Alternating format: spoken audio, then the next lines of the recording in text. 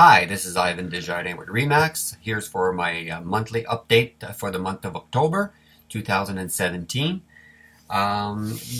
What we've had so far this year, it's a pretty good month of October if you compare it with the October of last year.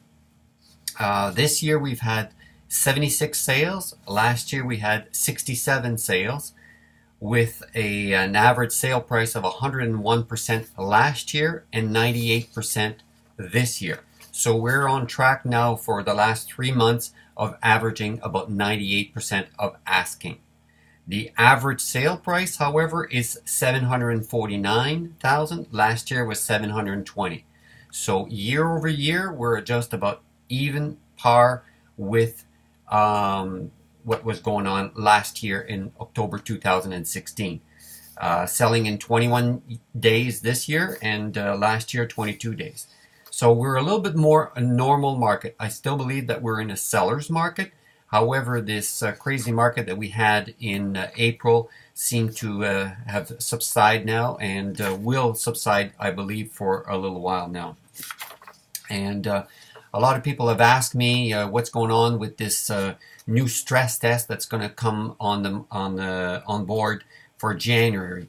No one has the exact rules yet because a lot of things in the banking system is changing almost weekly, I should say. I've asked a couple of mortgage brokers to give me, let's say, a quick, accurate thing as what's going to happen. And there's, like I said, there's still some details that needs to come out. But as of last year, I can't remember the exact date, anyone putting, let's say, less than 20% down, they had to do a stress test. Meaning that if you're putting 10% down and you can get an interest rate at 3%, well, then you had to qualify at 4.99 right now. That's the rate that they were given by the Bank of Canada. So meaning you had to qualify at a 5-year rate as if you didn't get a discount. Now, this year, what's going to happen as of January 2018 is that everyone will have to go through a stress test, which means that even if you get a mortgage, let's say at a discount rate of 2.83, you will have to qualify at 4.89 or 4.99, depending on your status on where you're applying. So let me give you an example here of this. If you're going for a mortgage of 2.83 for 25 years, it will be a difference of $155,000 less purchasing power. So that's quite a difference. And another example here, let's just say at a 3% mortgage again, you could buy with 20% down and $100,000 income, combined income, you could purchase up to $700,000. Now with this new rule, even if you put 20% down, you put 50% down, doesn't matter. You still, let's just say for example, you're buying $1 million home and you're putting half down. I mean, you'd think that it would be hands down, you'd get the mortgage. Not necessarily. You will need to qualify at the higher rate for this new $500,000 mortgage that you're taking. So the example here for a $700,000 house that you're giving here, with this new rule having to go at 5% interest rate, it means a difference of $146,000 less of a purchase price. So will that have an effect on the market? Well, most likely, because not all the people, but a lot of people buy the maximum that they can actually mortgage and take the maximal payments and maximum that they're allowed to. So which means that they're going to have to come down in terms of their purchasing range that they would have to go through. So it means that maybe an $800,000 house is no longer attainable. They'll have to look for $700,000. So all of this will have some kind of an effect on the market. And if the interest rate actually goes up to 5%, 6%, 7%, it will have an effect on the market and on the prices. I've been saying this for a few years, and I know the government artificially raise, or sorry, artificially lower the interest rates to stimulate the economy. But in a sense, we have created a false sense of fast-paced in the economy or fast-paced in the housing.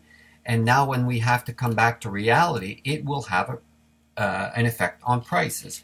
I've showed you this chart before where the market goes up, it comes down, and here is like 5 years that it went towards like more stable, and then here was 11 years it went no again down, and then we shot up in the 80s, and in the 90s everybody remembers the big recession in the 1990s. It went down, and that one was for 7 years.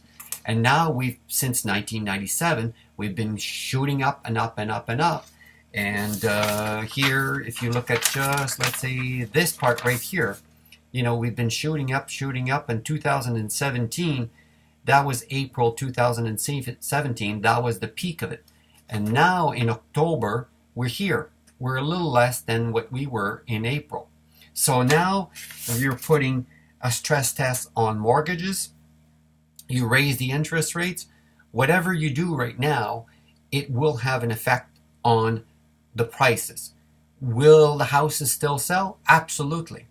Will they sell at frantic prices and keep on going up?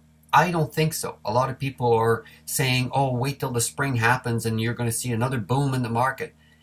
You might. I might be wrong.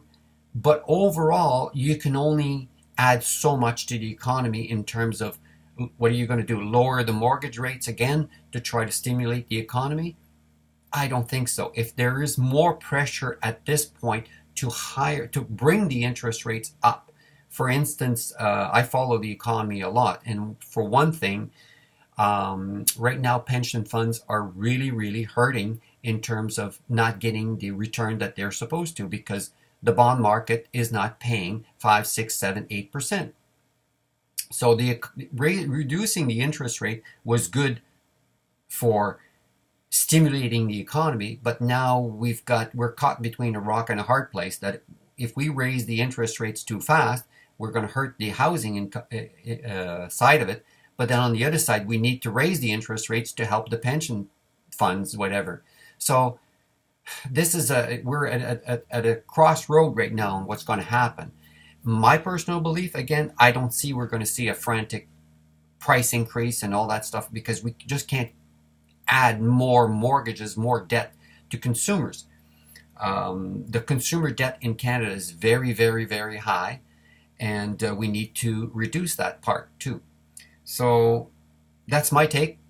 Whatever you think, if it's good or not, I'm going to leave some of these links and some of these charts and some of these numbers below this video. If you have any comment whatsoever, please feel free to send me an email, ask me a question, and I'll try to do the best to give you my 2 cents on what do you think, or whatever your situation is.